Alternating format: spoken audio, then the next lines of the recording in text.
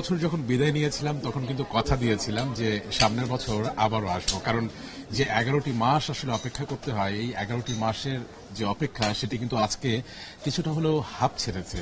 দীর্ঘ নিঃশ্বাসটা কিন্তু আটকে ছিল এতদিন, তবে আজ বইমেলা প্রাঙ্গণে পা দেওয়ার সাথে সাথেই কিন্তু সেই দীর্ঘ নিঃশ্বাস কোথায় যে উবে গেল এবং সেখানে আনন্দ এসে ভর করেছে এবং অনুভূতিগুলো তো ডানা মেলেছে। ডানা মেলেছে।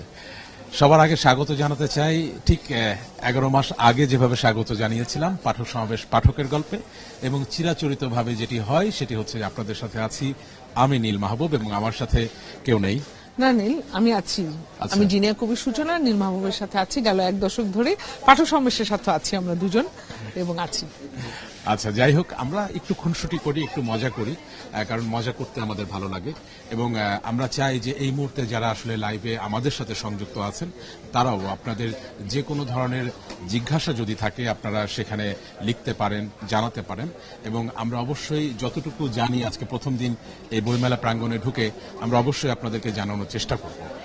তবে প্রথমে আসলে কি বলবো, আমরা প্রথমে বইমেলার গল্পটাই আসলে বলা উচিত যে আজকে সূচনা, যখন তুমি প্রথম বইমেলায় পা রাখলে, বইমেলা প্রাঙ্গণে যখন হেঁটে বেড়ালে, তখনকার অনুভূতি কেমন, এবং সেই অনুভূতির সাথে আসলে জানতে চাই বইমেলাটা কেমন দেখলে।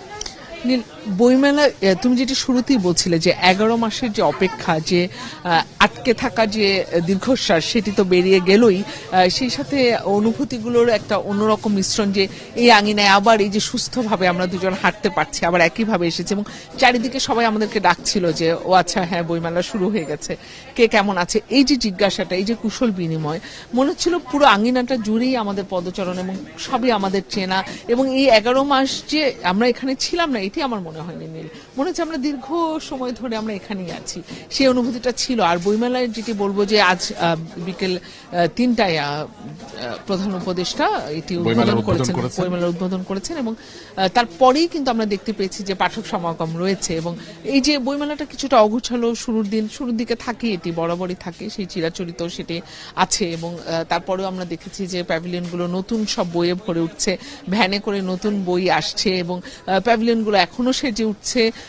লেখক পাঠক প্রকাশকদের যে আড্ডা, সেটিও রয়েছে বইমেলার চত্বরগুলো। হ্যাঁ, আমাদের সাথে আজকে অনেক লেখক এবং প্রকাশকদের দেখা হয়েছে, এবং দিন যত আসলে গড়াবে তত আসলে আরো পরিচিত মুখের সাথে দেখা হবে। এবং এই যে বইমেলা এমন একটা প্রাঙ্গণ, যে প্রাঙ্গণে আসলে বহুদিনের পরিচিত মুখগুলো আসলে বহুদিন পর এখানে আসলে আমরা আসলে খুঁজে পাই, এবং এত বছর পর এই মুখগুলোর সাথে দেখা হয়, অথচ মনেই হয় না যে এই মুখগুলোর সাথে এতদিন পর আমাদের আসলে দেখা হচ্ছে। এবং এই মুহূর্তে আমরা আছি পাঠক সমাবেশের প্যাভিলিয়নে, এবং সেই প্যাভিলিয়নটাও যদি আমরা একটু ঘুরিয়ে দেখাতে চাই আমাদের ক্যামেরার চোখ দিয়ে, আমাদের চোখ দিয়ে তো দেখাতে পারবো না, এই যে আজকে ছুটির দিন, এবং ছুটির দিনে কিন্তু একটি বড় প্রাপ্তি বইমেলার, যে বইমেলা কিন্তু ছুটির দিনে শুরু হলো, এবং ছুটির দিনে শুরু হয় কিন্তু প্রথম দিনে আমরা দেখেছি যে উদ্বোধন হওয়ার আগে থেকেই কিন্তু এই বইমেলার যে প্রাঙ্গণ, সেই প্রাঙ্গণে কিন্তু পাঠকের পদচারণা দেখেছি। এবং এই মুহূর্তে পাঠক সমাবেশের ভেতরেও আমরা দেখতে পাচ্ছি যে পাঠক যারা তারা আসছেন, এবং তারা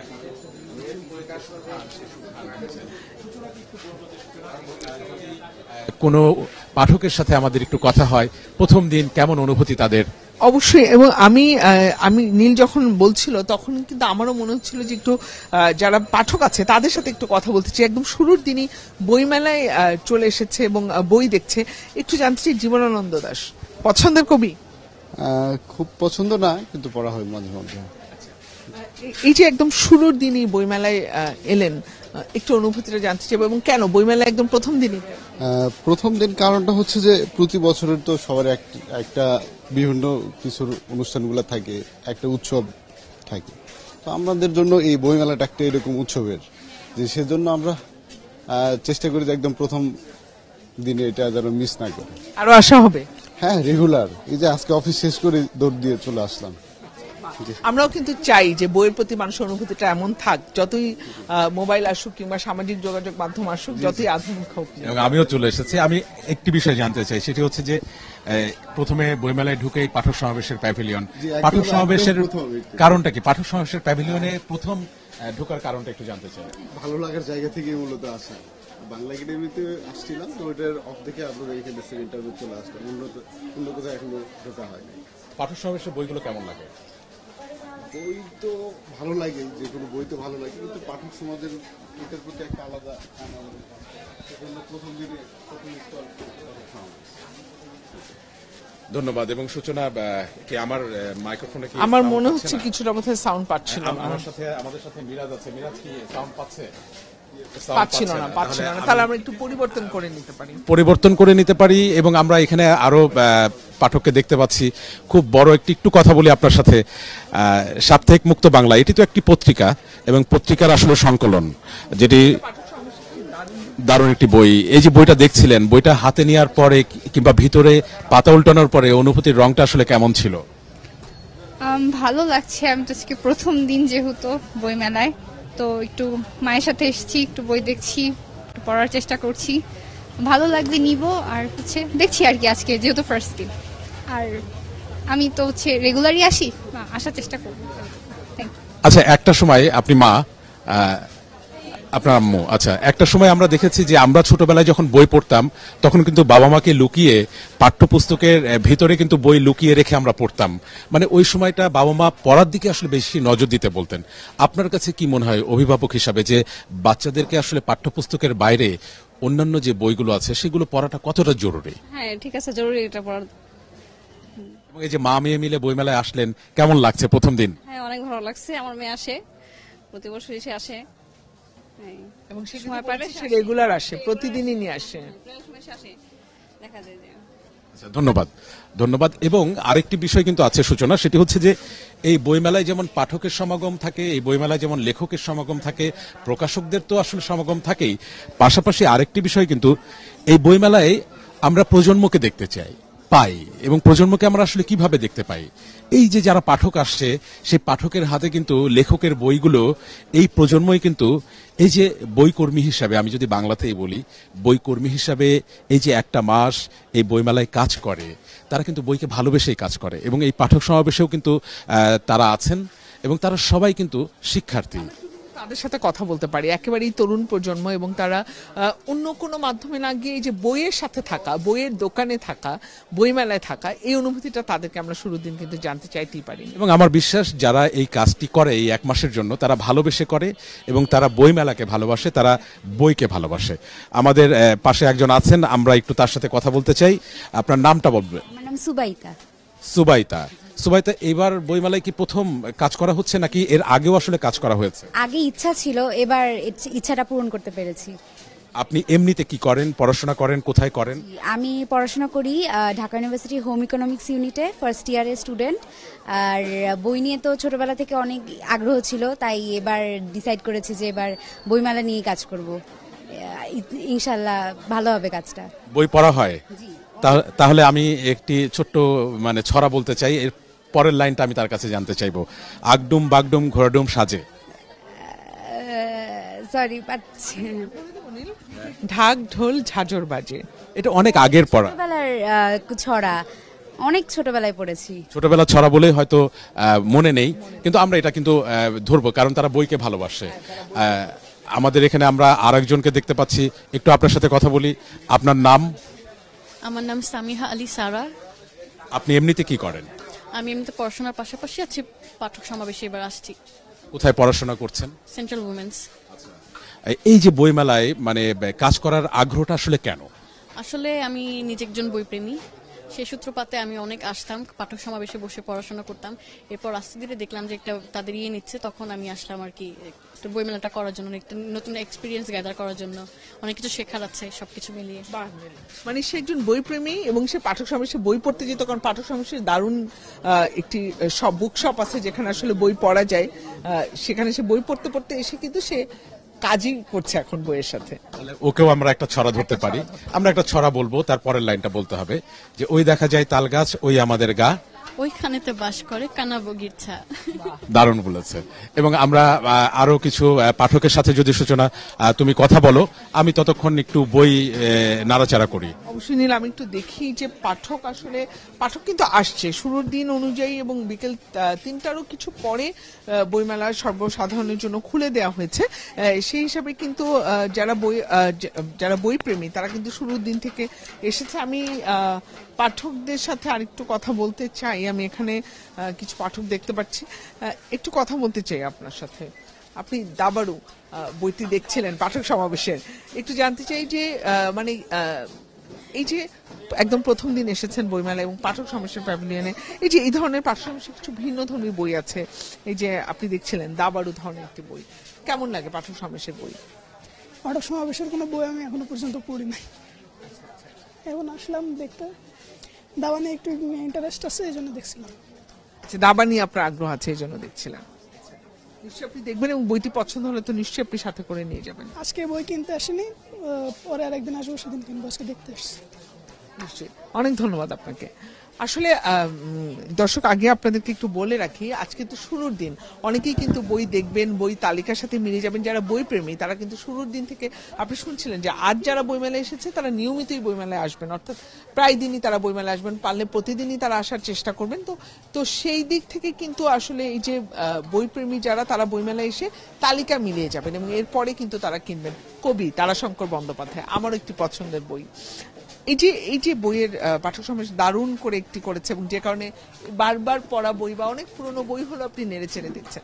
কেমন লাগছে এই যে কবিকে অন্য নান্দনিকতার সাথে দেখতে? কবি বইটা আমি এর আগেও পড়েছিলাম, কিন্তু পাঠক সমাবেশে যেটা হচ্ছে যে চিরায়ত বইগুলো তারা এত সুন্দর প্রোডাকশন আনতেছে, মানে একটা দলটা একটা অন্যরকম প্রিমিয়াম ফিল হয়। তো এক্ষেত্রে যেটা হচ্ছে আমাদের চিরায়ত যে সাহিত্যগুলো যেগুলো হারিয়ে গিয়েছে বা বর্তমান পাঠকরা পড়ছে না, তো সেই হিসাবে মনে হয় যে পাঠক সমাবেশ এটা খুব দুর্দান্ত একটা পদক্ষেপ, যার ফলে এই চিরায়ত বইগুলো পাঠকদের কাছে আরো বেশি সুন্দরভাবে পৌঁছে যাবে। তো আমার তাদেরকে এটা ধন্যবাদ দিতে হয় যে পাঠক সমাবেশ খুব চমৎকার একটা কাজ করেছে। আজকে প্রথম দিন এসে কোনো বই কিনবেন বা নাকি শুধু দেখছেন, তালিকা মিলিয়ে যাবেন? প্রথম দিনে আমি প্রকাশনীগুলো ঘুরে দেখছি নতুন নতুন কার কি বই বের হলো, এখনো তো সব বই বের হয়নি। তো আমি আশা করতেছি যে এখন দেখছি কার কাজ কিরকম হচ্ছে এবং নিজে একটা উইশ লিস্ট বানাচ্ছি যেগুলো মেলা থেকে কালেক্ট করবো। কিন্তু আজকে মূলত আমি আসছি যে মেলার পরিবেশগুলো দেখতে কিরকম কাজ হচ্ছে, এটাই। আজকে খুব একটা কেনার প্ল্যান নেই। অনেক ধন্যবাদ আপনাকে। নীল, আমি কথা বলছিলাম পাঠকদের সাথে এবং আজকে কিন্তু তারা উইশ লিস্ট বানাচ্ছে, তালিকা করছে এবং যারা প্রথম দিন বইমেলায় এসেছে, নীল, আমি দর্শকদের বলছিলাম যে তারা আসলে আসি শুধুমাত্র বই দেখার জন্য, তারা কিন্তু আরো আসবে। তো প্রথম দিন বইমেলায় আসার উদ্দেশ্য হলো কি কি বই এলো, বইমেলাটা কেমন করে সাজলো, তারা প্রকৃত অর্থেই বই প্রেমী এবং বইয়ের সাথেই থাকতে চায়। এবং তুমি শেষ যে পাঠকটার সাথে আসলে কথা বলছিলে, সে পাঠকটা বলছিল চিরায়ত কিছু বইয়ের কথা, বহু পুরনো দিনের কিছু বইয়ের কথা। যেমন এই বইমেলায় আসার পর আমাদের কিন্তু আগের বইমেলার কথা, আগের বইমেলার স্মৃতি কিন্তু আমাদের মনে মানে একদম মানসপটে ভেসে ওঠে। তেমনি আসলে পুরনো যে বইগুলো, সেই বইগুলোর কিন্তু আবেগ বলো, অনুভূতি বলো, সেটি কিন্তু আসলে অস্বীকার করার কোনো উপায় নেই। তবে সেই পুরনো বইগুলোই যখন নতুন মোড়কে আসে তখন কিন্তু পাঠকও আকৃষ্ট হয় এবং সেই বইগুলোকে আমরা বলছি ক্লাসিক বই। এবং সেই ক্লাসিক বইয়ের একটি কি বলবো, মানে ভান্ডারি বলা চলে পাঠক সমাবেশকে, এবং পাঠক সমাবেশ সেই বইগুলোকে নতুন আঙ্গিকে নিয়ে আসছে, যেটি পাঠকও বলছিল যে কি দারুণ তার প্রচ্ছদ, কি দারুণ তার রং। এবং এই মুহূর্তে আমাদের সামনে প্রথম দিন, মেলার প্রথম দিনই কিন্তু 4টি বই চলে এসেছে। তার মধ্যে একটি বই আমার হাতে আছে, দৃষ্টি প্রদীপ, বিভূতিভূষণ বন্দ্যোপাধ্যায়। এই যে দৃষ্টি প্রদীপ, আমি তোমার কাছে একটু জানতে চাই যে তোমার দৃষ্টি আসলে কতটুকু এবং সেই দৃষ্টির প্রদীপটা আসলে কি? মানে আমার দৃষ্টি তো আসলে মানে মানুষ যা দেখতে পায় তাই তার দৃষ্টি। আর তুমি যদি আমার প্রদীপ বলো তাহলে আমার সন্তান, আমার আয়াত। আমাকে যদি তুমি একই প্রশ্ন করতে তাহলে আমি বলতাম যে আমার দৃষ্টির যে প্রদীপ সেটি হচ্ছে বই। হ্যাঁ, কারণ বই কিন্তু আমার দৃষ্টিকে প্রসারিত করে দেয়। এবং বিভূতিভূষণ বন্দ্যোপাধ্যায়ের এই যে দৃষ্টি প্রদীপ, সেখানে যিনি আসলে প্রধান চরিত্র তার নাম কিন্তু জিতেন। হ্যাঁ, এবং এই যে জিতেনকে বলছে, এখানে বলছে যে অলৌকিক দৃষ্টির কথা, অর্থাৎ জিতেনের যে দৃষ্টি সেটি হচ্ছে অলৌকিক একটা দৃষ্টি, যে দৃষ্টিতেই আমরা যা দেখতে পাই তার বাইরেও মানে কিছু দেখতে, তার চেয়ে বেশি কিছু দেখতে পাওয়া, আধ্যাত্মিক একটা দৃষ্টি। এবং এই বইটি আসলে এখানে বলছে যে এই উপন্যাসের লেখক প্রকৃতির পাশাপাশি ধর্মীয় আচার অনুষ্ঠানের যে গোড়ামি আছে এবং জিতেনের আধ্যাত্মিক যে দর্শন আছে সেটি তুলে ধরেছেন। সময় অতিবাহনের সাথে জিতেন বুঝতে পারে এখানে অর্থ, আচার অনুষ্ঠান, জাতপাতি সব মনুষ্যত্বের পরিমাপ করা হয় অর্থবিত্তের মানদণ্ডে। এবং এই প্রেক্ষাপট কিন্তু এখনো আমরা কিন্তু দেখছি। এবং এই বইটি পড়লে সে সময়ের আসলে পরিবেশ পরিস্থিতি সামাজিক অর্থনীতি রাজনীতি কেমন ছিল সেটি কিন্তু পাঠক বুঝতে পারবে। এবং প্রায়শই অনেকে আসলে বলে আমাকে, আমি কবিতা লিখি না, আমার কবিতার বই বের হয়নি, তারপরও মানুষ আমাকে কবি বলে।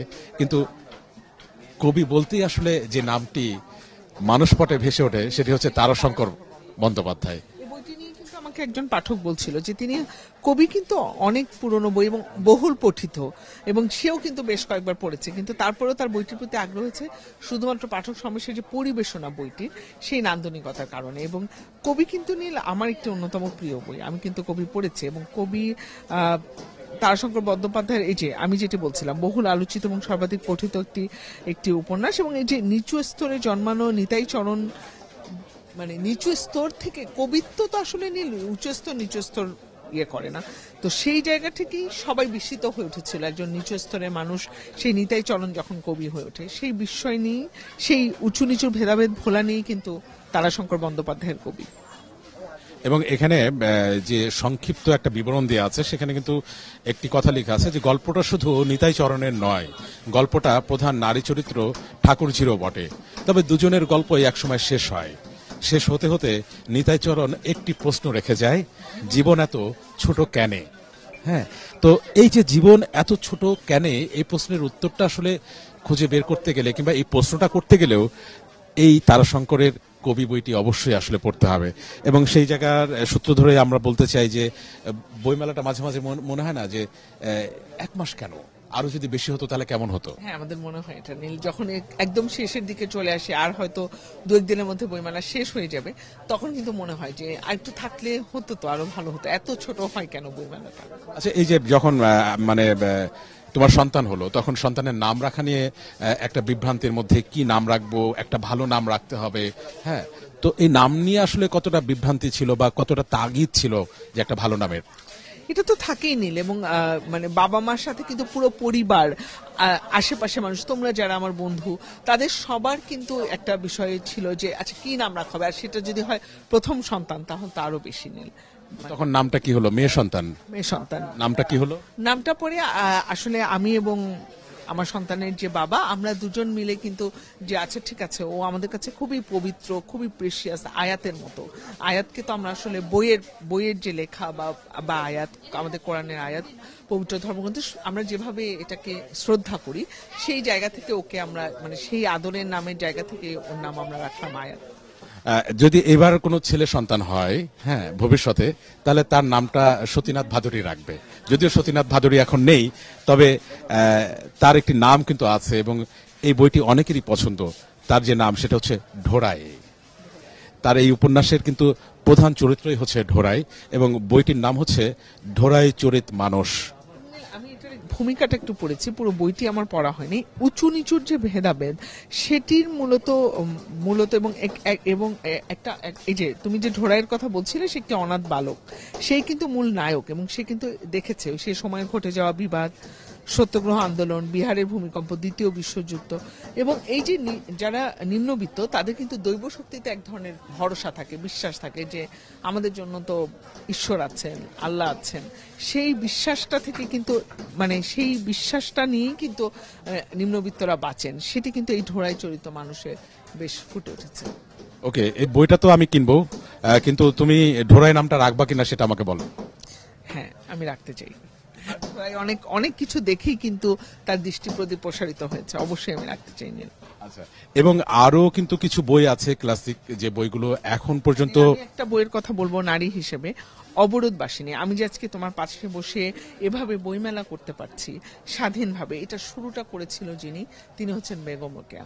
নারীদেরকে অবরোধবাসিনী থেকে বের করে নিয়ে এসেছিলেন তিনি সেই বেগম রোকেয়া, এবং তার কি অসাধারণ একটি, তুমি দেখতেই পাচ্ছ যে কত সুন্দর একটি প্রচ্ছদ পরিবেশনা পাঠক সমাবেশের। এবং এই বইটি দেখলে তুমি যতবারই অবরোধবাসিনী পড়ো বা তোমার আগ্রহ জন্মাবে এই বইটির উপর নীল। এবং এই যে আমরা যে বইগুলোর কথা বললাম, ক্লাসিকের যে বইগুলোর কথা বললাম, চিরায়ত যে বইগুলোর কথা বললাম, যে বইগুলো অনেক আগের কিন্তু আবার নতুন আঙ্গিকে পাঠক সমাবেশ নিয়ে আসছে, তার মধ্যে 4টি বই কিন্তু মেলার প্রথম দিনে কিন্তু মেলা প্রাঙ্গণে চলে এসছে এবং পাঠক কিন্তু এই পাঠক সমাবেশে ঢুকেই প্রথমে কিন্তু এই বইগুলোর প্রতি আকৃষ্ট হচ্ছে এবং দেখছে। তাই দেখছিলাম শুরুর দিনটা আমি সেটাই দেখছিলাম যে এই যে ক্লাসিক যে বইগুলো পাঠক সমাবেশে সেগুলোই কিন্তু বারবার নেড়ে চেড়ে দেখছে। এবং প্রথম দিন 4টি বই এসেছে, কিন্তু আরো বেশ কিছু বই আসবে এবং পাঠক সমাবেশ বোধহয় একটি দীর্ঘ তালিকা করেছে যে 100টি ক্লাসিক বই তারা আসলে প্রকাশ করবে। এটি দারুণ একটা ব্যাপার, কারণ এই যে বর্তমান প্রেক্ষাপটে যখন এই যে পুরনো সম্পর্কের কথা আমরা বলি, পুরনো সেই দিনগুলোর কথা বলি, যখন বলি আমরা 90s কিড যারা আছি তার একটা স্বর্ণ সময় পেরিয়ে এসেছি, তো ওই স্বর্ণ সময়ের অংশ কিন্তু এই বইগুলোই। এবং সেই বইগুলো এই যে বিংশ শতাব্দীতে মানে 2000-এর পর যারা আসলে নতুন প্রজন্ম, তারাও যখন এই যে পুরনো দিনগুলোর কথা জানতে পারবে, পুরনো প্রেক্ষাপটের কথা জানতে পারবে, ওই সময়ের ত্যাগ তিতিক্ষা, ওই সময়ের সংগ্রাম, তখন কিন্তু এই সময়টাকেও তারা দারুণভাবে গ্রহণ করতে পারবে। তো সেক্ষেত্রে আমার মনে হয় যে এই ক্লাসিক বইগুলো সবারই পড়া উচিত। তোমার কি মনে হয়? নিশ্চয়ই নীল, আসলে এখন তো সময় এসছে আমরা সবকিছুতেই দেখি, তুমি ফ্যাশন বলো সবকিছু, বইয়ের ক্ষেত্রে আমরা সেটি পাঠক সমাবেশের মাধ্যমে আমরা সেটি দেখতে পাচ্ছি। এই যে পুরনো জিনিসটাকে নতুন আঙ্গিকে সম্পর্ক স্থাপন করা, সেটি কিন্তু আসলে টিকিয়ে রাখে। সম্পর্কও কিন্তু তেমনই নীল, যে নতুন আঙ্গিকে যে টিকিয়ে রাখাটা সেটি কিন্তু পাঠক সমাবেশ করছে, সেটি একটি ভালো উদ্যোগ। এবং আমার মনে হয় যে এটি করার মাধ্যমে বইয়ের প্রতি মানুষের যে আগ্রহটা বা বইয়ের সাথে যে সম্পর্কটা সেটি আরো জোরালো হবে, যেটি অন্য কোনো কিছু, এই যে আমরা বলি সামাজিক যোগাযোগ মাধ্যম, ভার্চুয়াল বিভিন্ন মাধ্যম, এগুলো কোনো কিছুই বইয়ের সাথে সম্পর্ককে কেড়ে নিতে পারবে না যদি এই প্রকাশকরা এভাবে উদ্যোগ নেয়নি। দারুণ। এবং আমি একটু দেখতে চাই যে প্রচ্ছদগুলো আসলে কার করা। প্রচ্ছদ এবং স্টাইল ডিজাইন যিনি করেছেন তিনি হচ্ছেন আনিসুজ্জামান সোহেল, আমাদের সবারই এবং সবারই প্রিয়। এবং আনিসুজ্জামান সোহেল ভাইয়ের যে প্রচ্ছদের কাজগুলো, সত্যি কথা মানে এই প্রচ্ছদ দেখলেই তো মনে হয় যে এটা আসলে এই বইগুলো আসলে বুকের সাথে জড়িয়ে রাখি। একদম নীল। এবং প্রচ্ছদ, আমি তোমাকে বলছিলাম বেগম রোকেয়ার অবরোধবাসিনীর কথা, এই যে মেয়েদের মনের যে নীল কষ্ট এবং সেখান থেকে সবুজ হয়ে বেরিয়ে আসা এবং যে অনুভূতি, সেই জায়গাটা কিন্তু এই যে অবরোধবাসিনীর মধ্যে আছে এবং কবির মধ্যে কিন্তু সেই সতেজতাটা আছে। এবং এই যে ঢোড়াই চরিত মানুষ, মানে প্রতিটা প্রচ্ছদ। এবং আমরা কিন্তু এর আগেও শুধুমাত্র এই ক্লাসিক বইগুলোর কথাই বলবো না, এর আগেও পাঠক সমাবেশের বিভিন্ন বইয়ের প্রচ্ছদ গেল বছরগুলোতে আমরা দেখেছি। আনিসুজ্জামান সোহেলের প্রচ্ছদ কিন্তু একেবারেই অনবদ্য। এবং শুধুমাত্র প্রচ্ছদের কথা বললে ভুল হবে, প্রচ্ছদের পাশাপাশি ভিতরে যে ইলাস্ট্রেশনগুলো এবং প্রত্যেকটা পৃষ্ঠা যেটি আছে, মানে পাঠক সমাবেশের বই মানেই কিন্তু আসলে শুধুমাত্র সংগ্রহে রাখার মতো কিংবা এক নিঃশ্বাসে পড়ে ফেলার মতো বই সেটিও না, সেটি কিন্তু ঘরটাকে একটা নান্দনিক রূপ দেওয়ার জন্য কিন্তু এই বইগুলো সেই ঘরটার রূপও কিন্তু আসলে বদলে দেয়। অবশ্যই নীল। এবং মানে এটা একটা অনুষঙ্গ নীল, তুমি এই বইগুলোর দিকে তাকালেও তোমার ভালো লাগবে। তুমি হয়তো পড়ে ফেলেছো, কিন্তু তারপরে তোমার ঘরের একটা কোনায় যদি এই বইগুলো তাকে সাজানো থাকে, তুমি ভোরবেলা চায়ের কাপ হাতে যখন এটি দেখবে তখন কিন্তু তোমাকে একটা ভিন্ন অনুভূতি দেবে নীল। এবং বইমেলার কথায় আমরা আয়োজনের একদম শেষ পর্যায়ে চলে গেছি। আজকে যেহেতু প্রথম দিন আসলে সবকিছুই, যেমন বইমেলার অনেক কিছু আসলে এখনো আগোছালো। আমাদের যে যাত্রাটা, এই যে বইমেলার শুরু হলো, সে যাত্রাটাও আসলে কিছুটা আগোছালো। আর নিশ্চয়ই দিন যেতে যেতে এই যাত্রাটা ভীষণ রকম গোছালো হয়ে উঠবে এবং পাশাপাশি বইমেলাটাও ভীষণ রকম গোছালো হয়ে উঠবে। এবং একটি গুছানো বইমেলা দেখতে আসলে ভালো লাগে। তবে এখন পর্যন্ত আসলে যে স্টল এবং প্যাভিলিয়নগুলো সেজে উঠেছে আমরা দেখেছি, ভীষণ রকম নান্দনিকভাবে সেজে উঠেছে। আর পাঠক সমাবেশের প্যাভিলিয়নের কথা যদি বলি, এই একটি ছাদের নিচে চারপাশে আসলে মানে কাঁচ দিয়ে ঘেরা, অর্থাৎ এই পাঠক সমাবেশের প্যাভিলিয়নে ঢুকলে মানে চারপাশ ঘুরে বই দেখা যায়। এবং শুধু দেখা যায় সেটি কিন্তু না, পাশাপাশি কোনো জায়গায় বসে সেই বইটার 2-1 লাইন 2-1 পৃষ্ঠা কিন্তু পড়েও ফেলা যায়। চাও কিন্তু খাওয়া যায় নীল, চাও কিন্তু খাওয়া যায় পরে যে। এবং আরেকটি বিষয় তুমি যেটা বলেছো, কাছে ঘেরা যে পুরো প্যাভিলিয়নটা, সেখানে কিন্তু নানা এই যে কালজয়ী যে রচনা সমগ্রগুলো পাঠক সমাবেশে, লালন সমগ্র আছে, ফ্রান্স কাফকা সমগ্র আছে, হাসন নাজের সমগ্র আছে, এগুলো নিয়ে কিন্তু সংক্ষিপ্ত করে বর্ণনা করা আছে। মানুষ হাঁটতে হাঁটতে ওটা পড়ছে, আমরা দেখেছি কিন্তু নীল। এবং এই যে ক্লাসিক বইগুলো নিয়ে আমি আরো কিছু আসলে জানতে চাই, যে কতগুলো এসছে এটা তো আমরা বললাম, এবং আরো কতগুলো আসবে সে বিষয়ে একটু জানতে চাই। আপনার কাছে একটু জানতে চাই যে এই যে ক্লাসিক বইগুলো, কতগুলো বইমেলার প্রথম দিনে আসলো এবং আর কতগুলো আসবে? আমাদের প্রথম দিনে 6টা বই আছে, আরো 4টা আসবে, 10 আপাতত বইমেলায় 10টা আছে, বাট আমাদের প্ল্যান হচ্ছে 100টার বেশি ক্লাসিক আমরা বের করব। প্রত্যেক মাসে 32টা কম বা বেশি বই আসবে। এখানে আমরা মেম্বারশিপের অফার করেছি, যে সেই অফারটাই আসলে জানতে চাই, কারণ আমাদের আয়োজন একেবারে শেষ পর্যায়ে। এই ক্লাসিক বই নিয়ে কি ধরনের অফার আছে? এটা হচ্ছে 30,000 টাকা দিয়ে পুরা যে 100 সেটের যে ক্লাসিক ওটা নিতে পারে। আবার ইএমআই এর সিস্টেম আছে, কিস্তিতে বই নেওয়া যাবে, সেটাই 6 মাস পর পর কিস্তি দিতে হবে, বাট সেটাই 6,000 টাকা এক্সট্রা পে করতে হয়। তো আমরা মনে করি যে 30,000 টাকা দিয়ে একবারে পুরো সেটটা নিলে প্রত্যেক মাস 6 মাস পর পর দিয়ে দিতে। আর হচ্ছে এটার সাথে সাথে আপনার বুক শেলফের যে সুন্দর সাজানো আছে এগুলা দিয়ে আরো সৌন্দর্য বৃদ্ধি করা যাবে। তো হ্যাঁ, এর জন্য তবে 30,000 টাকায় মানে একটি সুবিধা আছে সূচনা, যে 30,000 টাকায় 100টি ক্লাসিক বইয়ের মালিক হতে পারেন আপনি। আপনি কি তাহলে কিনবেন? আমি তো চাই তুমি আমাকে উপহার দাও নীল। সূচনা সবসময় উপহার পেতে পছন্দ করে, আর আমি উপহার না দিতে পছন্দ করি। তো এটা নিয়ে তো ওর সাথে আমার তর্ক বিতর্ক চলতেই থাকবে, এবং আয়োজন শেষ হওয়ার পরও চলতে থাকবে, যে উপহার চাইবে আর আমি ডিনাই করব।